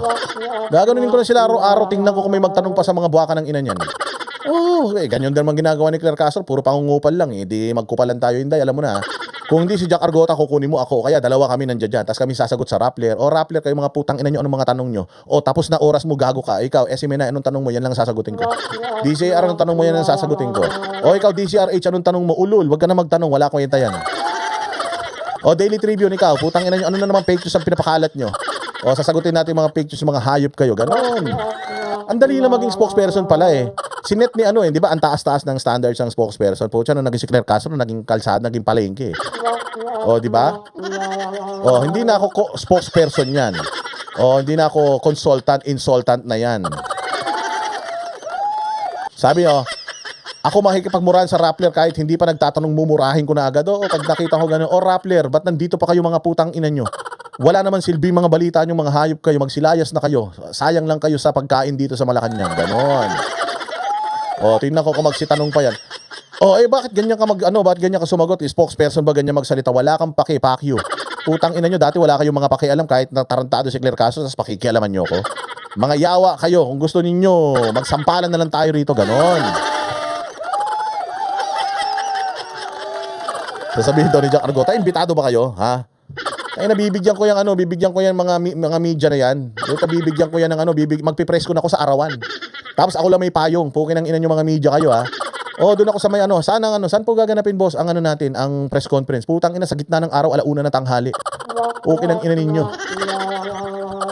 Gilbert Castro, mabuhay ka, boss Dada. Panggoto, sa harap naman ng panggoto na yan. Buti na lang, may kumukulay-kulay pa.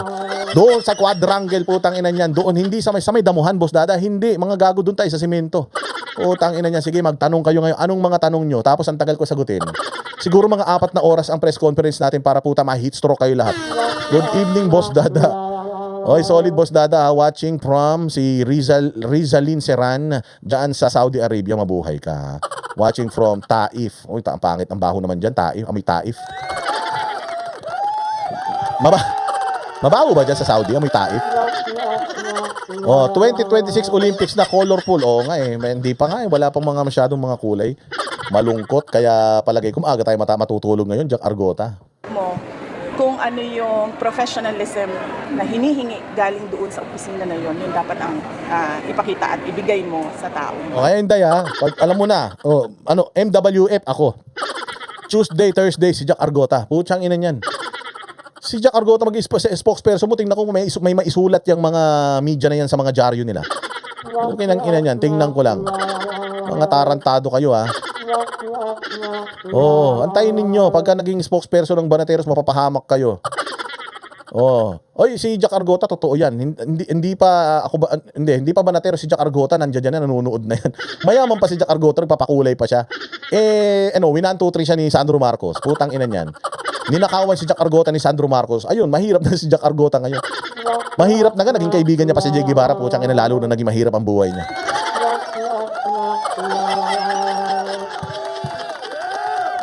Di ba? Kami Banateros ang kunin mo, ha. Inday Sara, ha. Puta, para itong mga mainstream media na to, gusto ko mga bibigyan ko ng mga ID sa mainstream media. Tangina yung mga magagaling, sila Noli De Castro, sila Corina Sanchez, puta, ibibilad ko sa araw yan. Anong oras po ang press ko? 1:00 ng tanghaling hanggang 4:00. Dire-diretso, walang uwian, puta ragis yan. Walang bubong. Walang tubig, puta.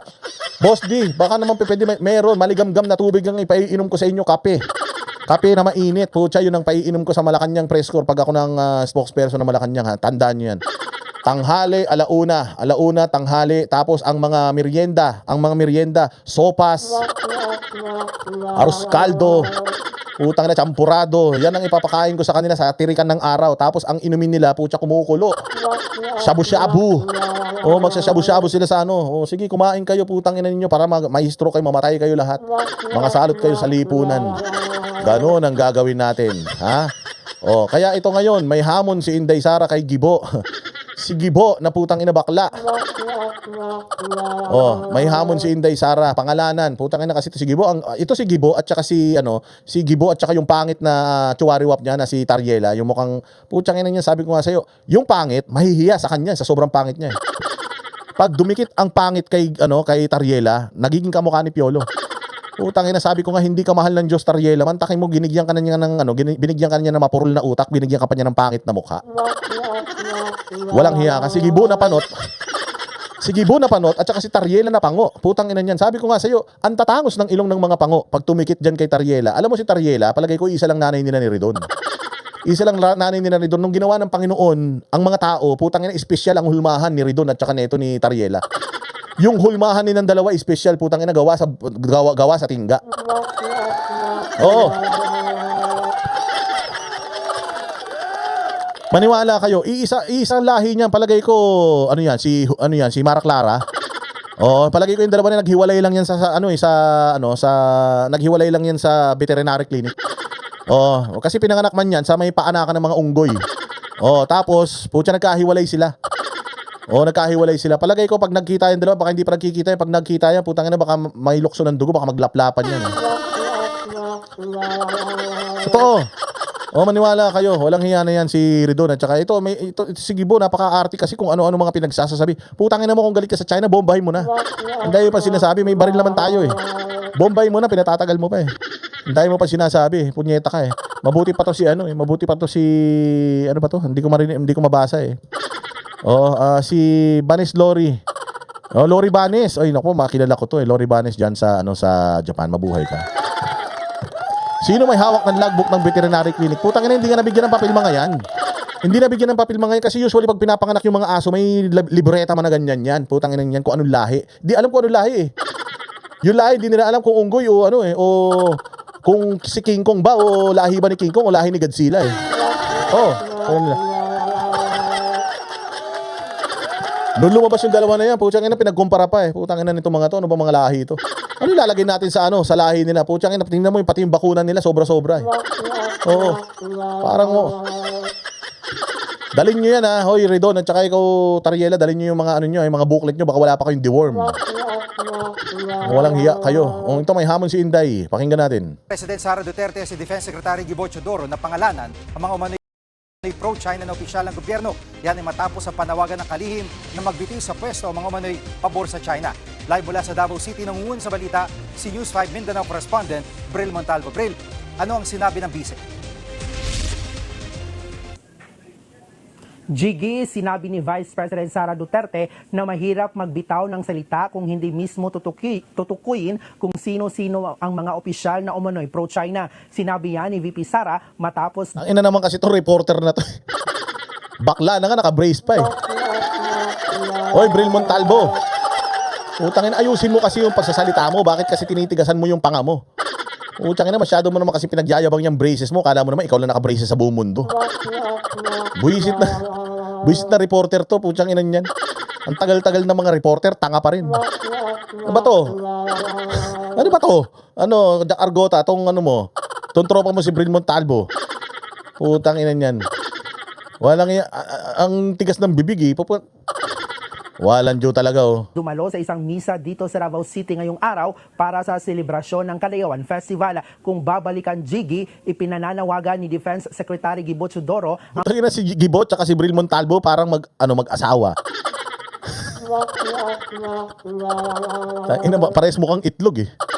Walang yaya Ang pagbibitew sa pwesto ng mga opisyal na pumapabor sa China hinggil sa issue ng West Philippine Sea. Sumang-ayon din dyan ang palasyo. Naunang pumalag ang kapatid ng bise na si Davao City 1st District Pulong Duterte sa pahayag ng kalihim. Dapat daw magsampa ng reklamo at maglabas ng ebidensya si Chodoro sa mga umano'y tumatraidor sa bansa. Oo nga. Ngayon, sinasabi may traidor sa bansa, yung mga dapat mag-resign na lang. Putang ina, Chodoro, kung talaga matapang ka, sabihin mo. Sabihin mo sino ba kasi yan? Putang ina yan. Para kang bakla, para kang si Bril Montalvo eh. Sabihin mo, sinong pangalan, sino yan, ano yan. Para magkaalaman, hindi yung puro kayo patutsyada, parehas kayo ni Tariela, ang ina ninyo, parang ang mga magulang nyo parehas lalaki eh. Ang hilig ninyo magpatutsyadahan. Kung matatapang kayo, name drop na. Name drop para magkaalaman. Walang hiya ka, ikaw nga, Gibutidoro, nagninegosyo ka sa China eh. Sasabihin mo na hindi makabayan yung mga ayaw makipag-away sa China. Gago, gusto mo awayin yung China, di awayin mo. Putang ina, sama mo yung mga magulang mo. Gibo na to. Tanga rin eh. Narito naman ang bahagi ng pahayag ni Vice President Sara Duterte. Siguro para klaro sa lahat ng mga kababayan natin, dapat pangalanan kung sino yung mga officials na tinutukoy niya na nagde-defend sa China over the West Philippine Sea issue. Kasi di mo naman pangalanan yung mga opisyal at syempre suspect kahit ang presidente natin kasali sa suspect doon kasi walang pangalan, walang listahan ng pangalan eh. At Bril, nabanggit ng Malacanang na diversionary tactic na makaalyado ni VP Sara ang pagpapakalat ng umano'y... Ano ba bang sasabihin ni Claire Castro kundi kasalanan ng mga Duterte? Kahit yung kahit yung hindi pantay na pisngi niya kasalanan pa rin ng mga Duterte yan. Tangina nito ni Claire Castro eh. Dapat to si Claire Castro, yung mukha nito tatuan ng Duterte. Lahat na lang Duterte, kasalanan ni Duterte, kasalanan ng mga kalyado ni Duterte, kasalanan ng mga Duterte, pukin ng inang babae yan. Abnormal talagang putya. Ay, nasabi, ako naman ang press corps, bigyan niyo ako ng ID. Bigyan niyo ako ng Malacanang press corps ID. Putang ina, ako ang tutuligsa rito kay Claire Castro diyan sa Malacanang press corps. Sabi, Claire, ba't ang tanga mo? Lumabas ka rito, ba't ako lalabas? Tinanong ko lang kung ba't tanga ka eh. Palalabasin mo na ako.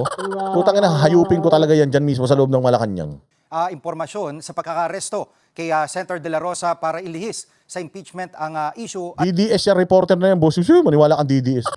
Tangina, hindi DDS yan. Hindi DDS lang, malapit lang talaga si Inday sa bakla. Oh, Nicey, mabuhay ka ha.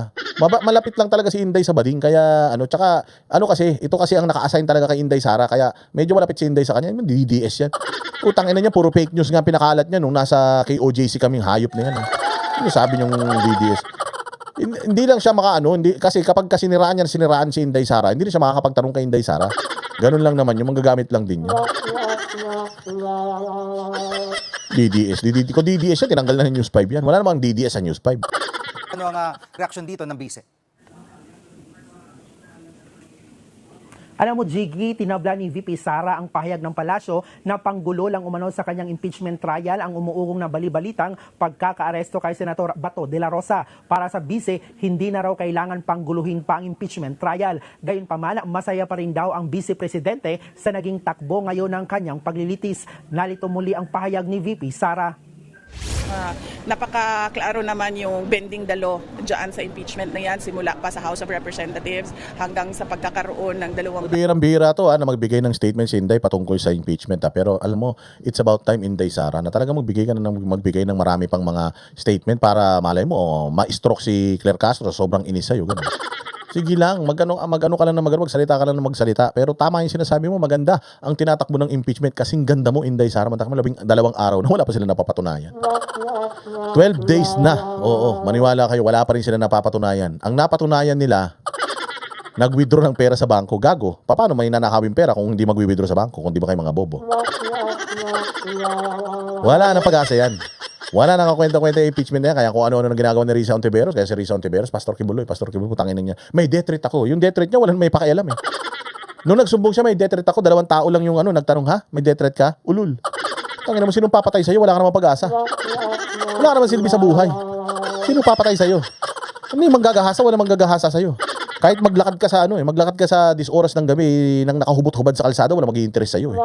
Tangin na may papatay pa sa'yo. Hello? Oh, kaya kung ano nang ginagawa nila, kung ano nang mga pinalalabas ng mga balita dahil puta impeachment Inday Sara supot. Pasabog na may pasabog. Putang ina niyang pasabog na yan. Hanggang ngayon wala pa rin. Mauuna pa sumabog yung racket ni Bongbong Marcos papunta sa Kalawakan kaysa dyan sa pasabog nila dyan sa hayop na impeachment na yan. 2 article na yung pinag-uusapan, 4 na article man lang yan. Puta, 2 article na supot pa rin. Paano na sa sa pangatlo, pang-4 na article, patay tayo dyan. Wala na nangyari rito sa hayop na impeachment na ito, mabuti nga. Tao na nakaupo doon sa, ano man tawag dyan, stage or rostrum or elevated platform. Hindi na kailangan guluhin ang impeachment dahil magulo na siya sa bending the law. At brilo ng tinawag ng Malacanang na baseless at nonsense ang sinabi ni VP Sara tungkol sa pakipagtulungan umano ni PBBM sa ICC. Ano ang sagot naman dito ng bise? Ang sagot ng bise, busy siya.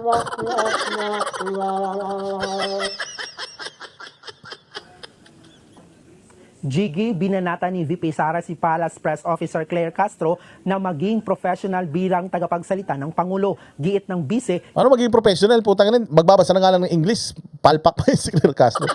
Ang tigas ng dila. Putang ina, kala mo grade 1 eh. Bobo. Ito sa lahat ng hindi ko talaga alam. Paano naging abogado to? Putang ina, sino kayang teacher nito? UST to. Oo, UST daw to. Putang ganito ba katanga yung mga abogado sa UST?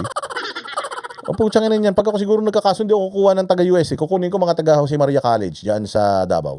Hindi ako kukuha ng taga-UST. Mantakin mo, taga-UST to. Putsang ina yan. Kung ako taga-law ako ng UST, putsang susunugin ko na yung lisensya ko. Susunugin ko na yung lisensya ko. Puta ragis yan. Ilang beses kaya nag-take ng bar to? Kung si Chua 3 beses, ito kaya ilan? Malakas din chumamba talaga, no? Puta, swerte rin talaga sa mundo, eh, no? hindi raw dapat basta-basta lang magsalita ng anumang opinyon na gaya ng mga ordinaryong mamamayan. Matatanda ang sinabi ni Castro.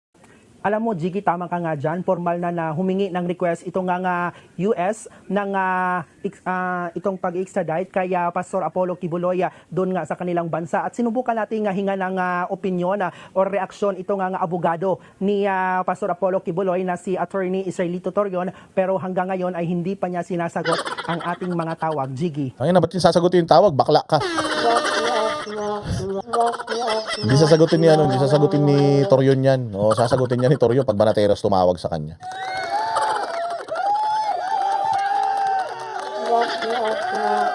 Oh, hindi ba? Mga walang hiya kayo. Oh, wait lang. Oh, dito na tayo sa mga sa mga balita ngayon. Oh, dito yung kaninang tanong ninyo. Oh, di ba minura?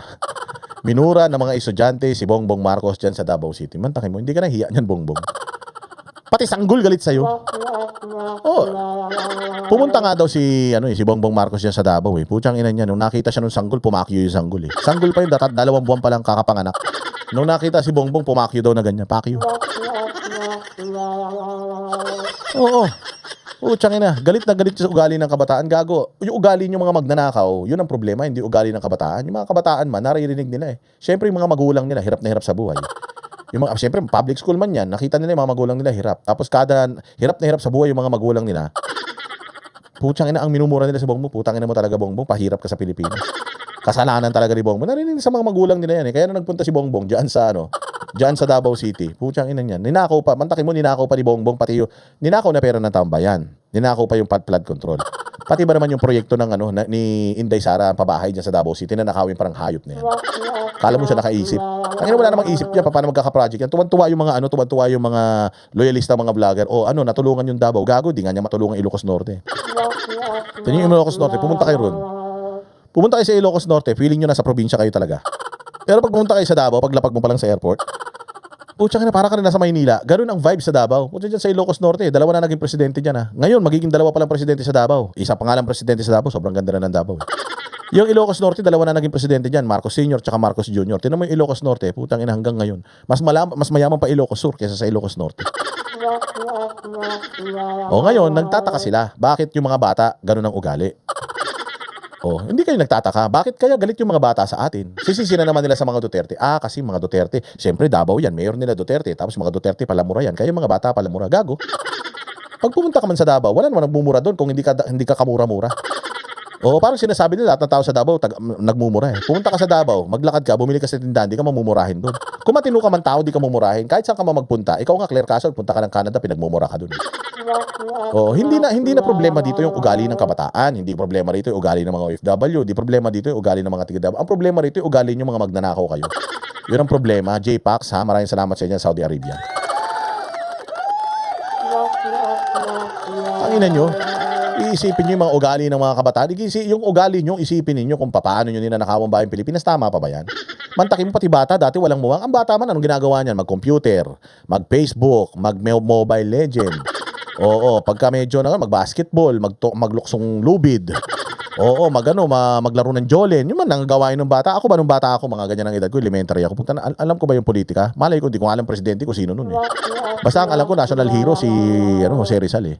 Kilala ko si Andres Bonifacio. Pero nung grade 5 ako, hindi ko man kilala sino presidente nung grade 5 ako. Nung grade 6, nung high school ako, alam ko kung sino presidente, pero tangina wala akong pakialam sa mga ginagawa nila sa mundo. Ang gusto ko lang nung bata ako manligaw, inaantay ko na mag-JS prom, ganyan. Oo, tas pupunta ako dun sa ano ba yung mga ginagawa natin nung high school tayo, yung parang yung marriage boot na ganyan, di ba? Foundation day, yun lang inaantay ko, sports fest, yun lang inaantay ko nung bata ako.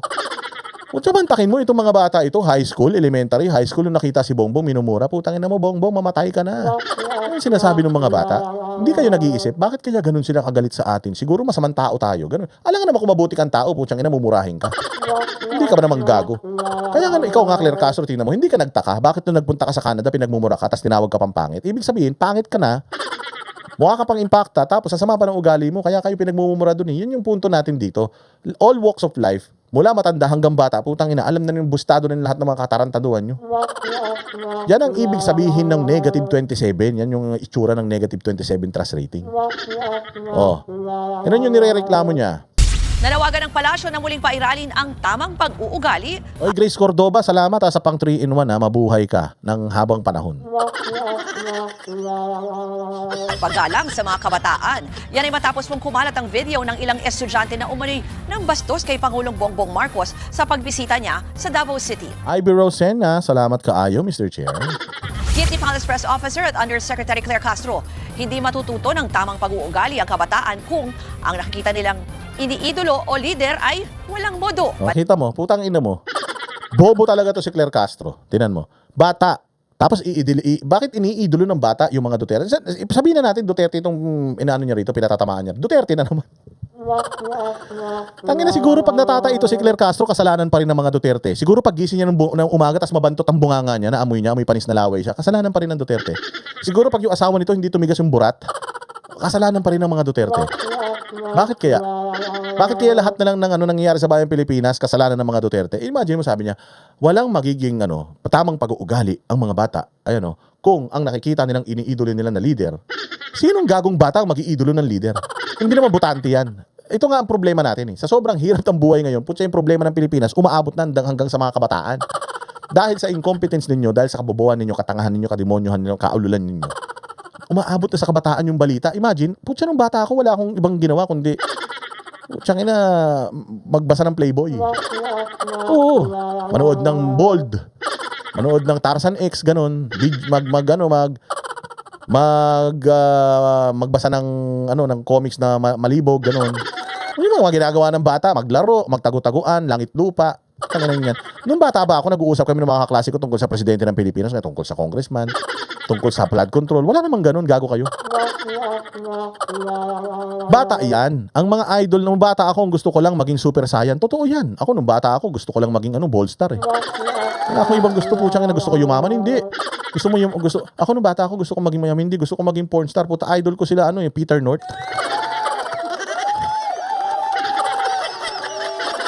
Hindi ba? O kayo, sige, ilagay nyo dyan sa comment section. Anong ginagawa ninyo ng mga bata kayo? Natatandaan nyo ba nung high school kayo? Second year high school, first year high school? Kilala nyo ba kung sino presidente nun?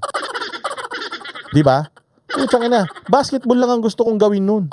Manligaw, maghatid ng babae, lumandi sa classroom. Yun lang ang ginagawa ko nun. Putsa, wala akong pakialam sa politika. Mantakin mo. Magtaka ka na, Claire Castro, bakit minumura ng mga estudyante si Bongbong samantalang hindi man mga botante yung mga estudyante?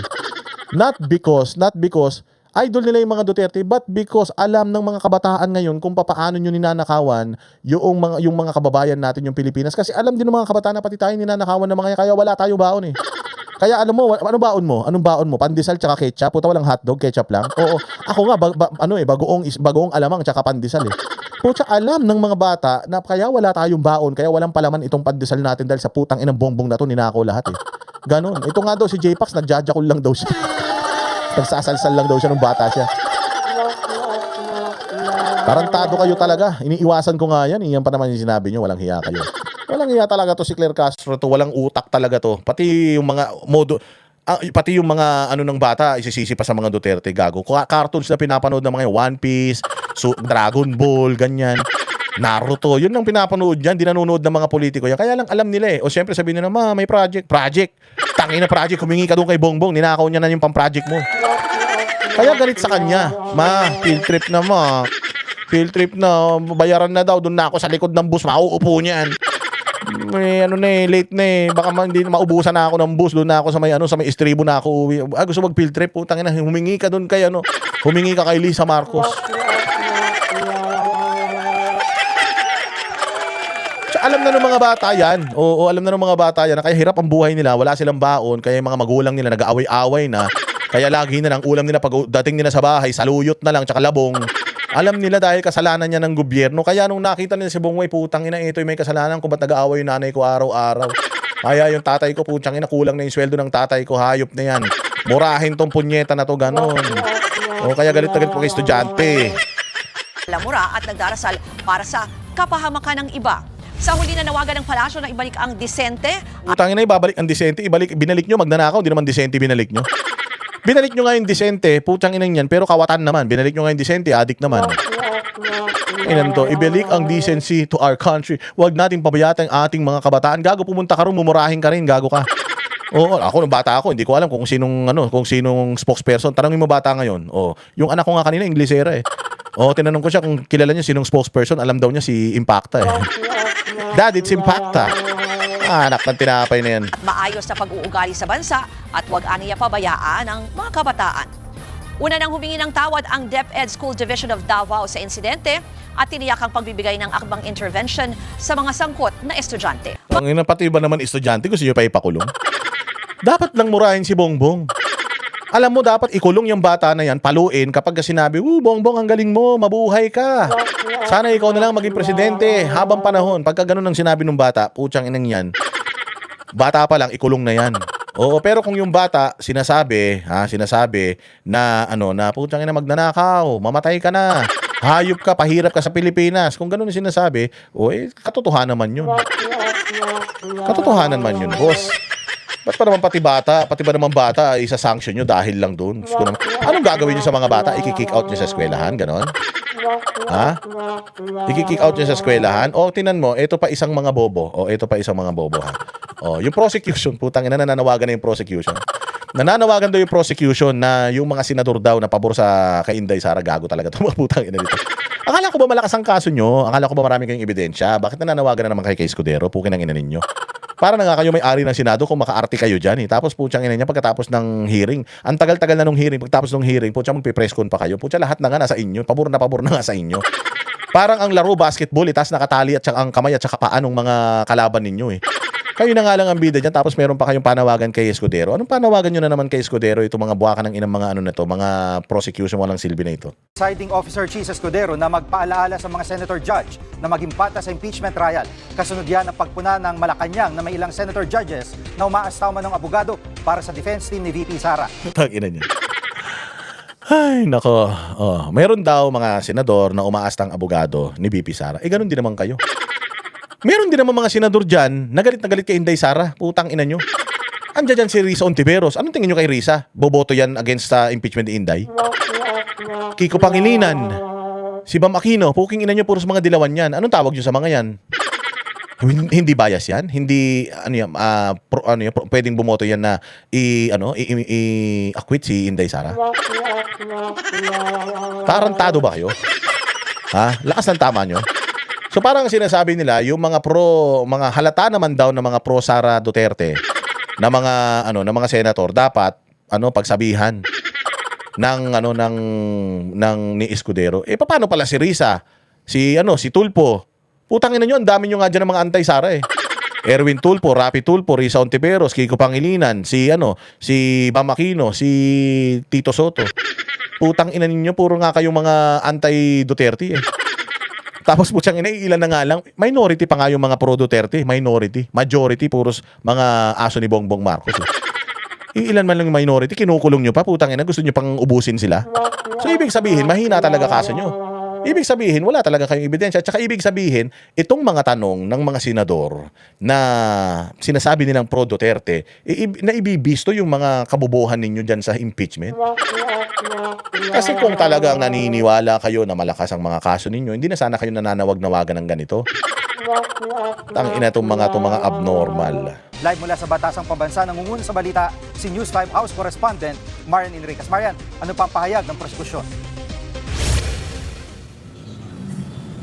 Yes, JG, sinigundahan nga ng ilang tagapagsalita ng House Prosecution Panel itong pahayag ng palasyo na hindi dapat maging biased yung mga senator judges dito nga sa gumugulong na impeachment trial o paglilitis kay Vice President Sara Duterte. Matatanda ang unang ngang nasabi ni Palace Press Office. Alam mo, pag tinanggal natin lahat ng bias dyan na senador, tangin na wala matitira dyan, baka si Lito Lapid lang matira dyan.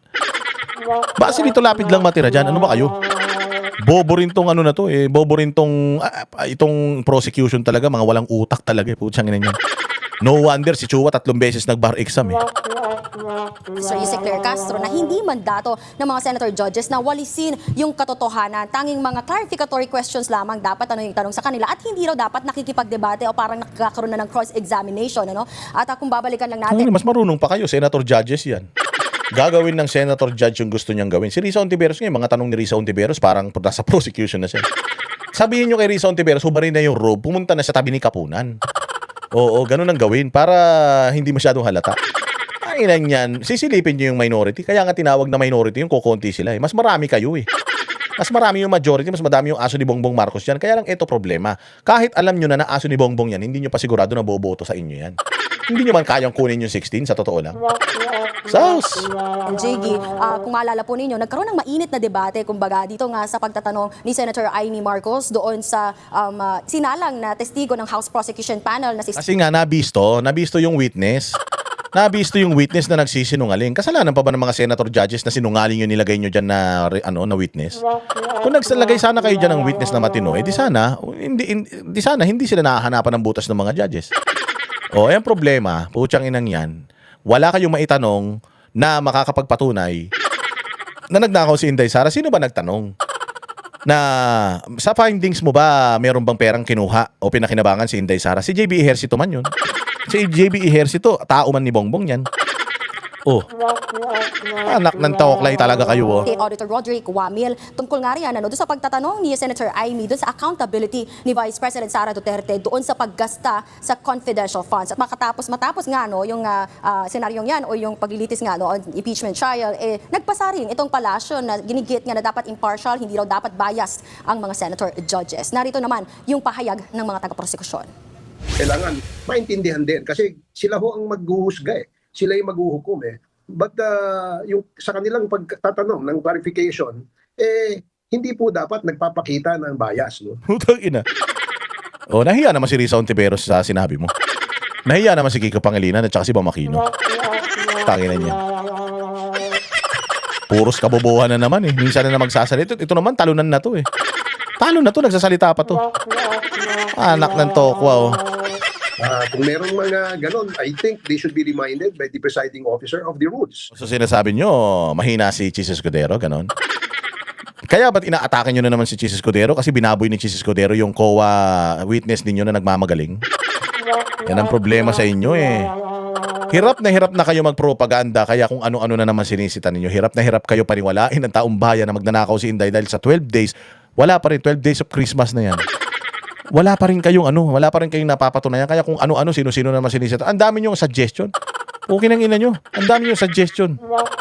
Lamang na nga kayo. Ang dami nyo pang suggestion. Pucha yan. Wag na kayo magreklamo kung sa tingin ninyo maganda tinatakbo ng impeachment katulad ng mga sinasabi ninyo.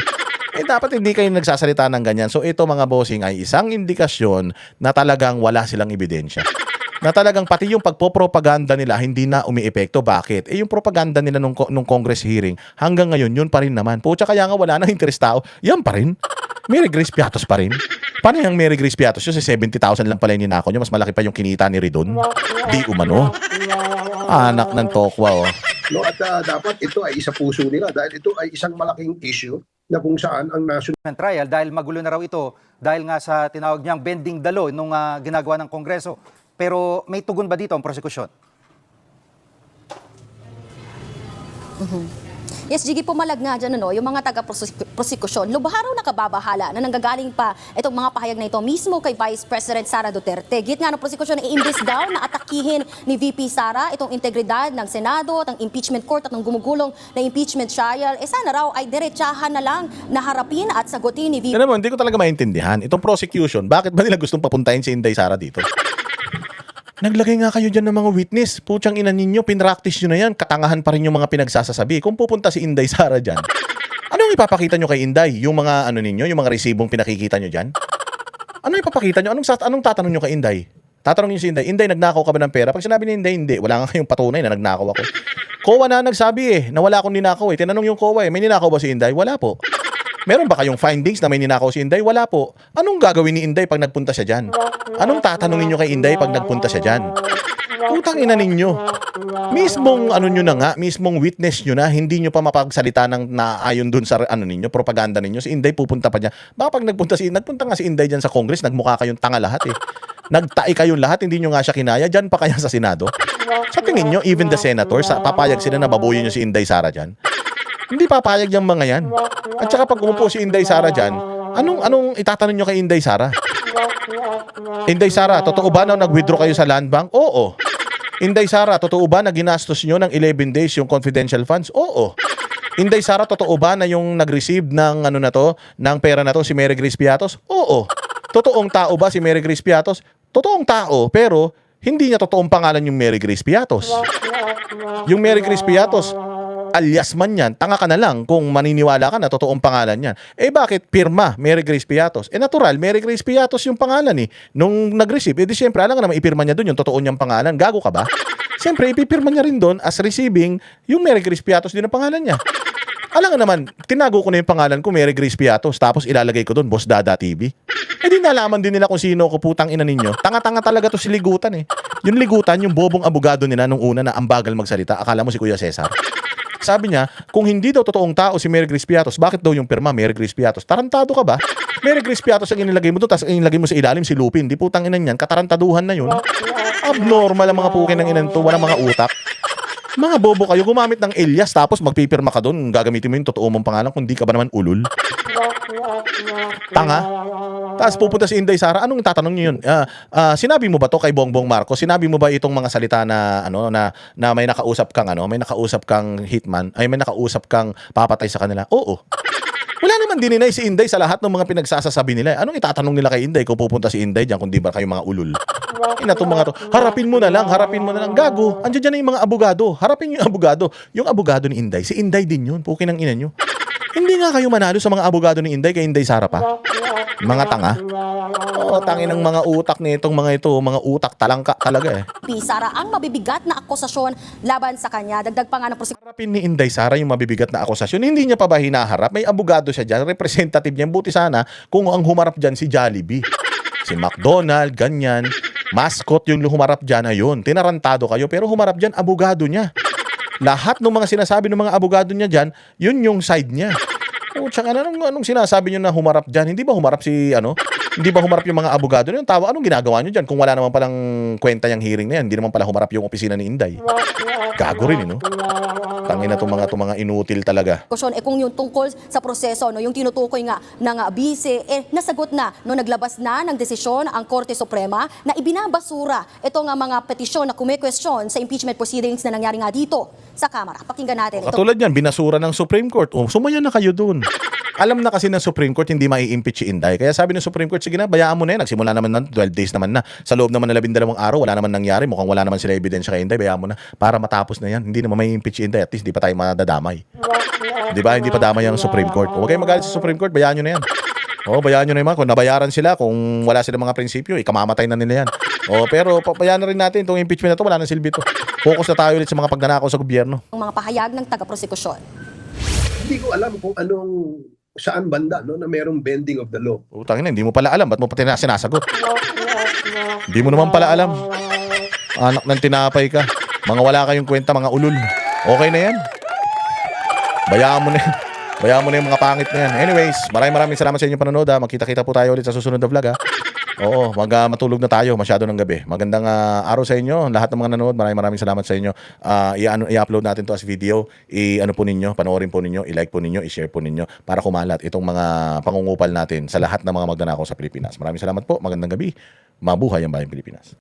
Kami ang boses ng masa, hindi natatakot.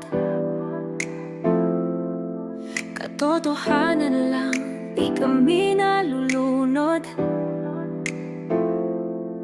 Walang bahid ng sismis, lahat ay totoo. Kahit sino ka pa, pag mali ka babanatan ka. Walang pinipili kulay, wala kaming kinikilingan. Basta para sa bayan, kami lalaban. Pagtama palakpakan, pag mali banatan. Di matitinag, di matatakot, para sa bayan tuloy ang sigaw. Sa harap ng kamera, walang halong takot. Mga baluktot, lahat kayo'y tutumba. Ang hustisya at totoo, yun lang ang mahalaga. Kahit sinong harang, di kami matitinag. Walang pinipiling kulay, wala kaming kinikilingan. Basta para sa bayan, kami lalaban. Pagtama palakpakan, pag mali banatan. Di matitinag, di matatakot, para sa bayan tuloy ang sigaw. Kung nasa tama ka, ikaw ay aming kasama. Pero pag mali ka, handa ka na bang mabasag? Banateros kami, walang inuurungan. Dahil bayan muna, bago ang sarili.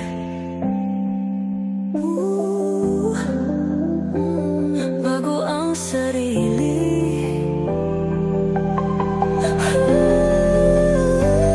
Pagtama palakpakan, pag mali banatan. Banateros ang sigaw, katotohanan ang laban.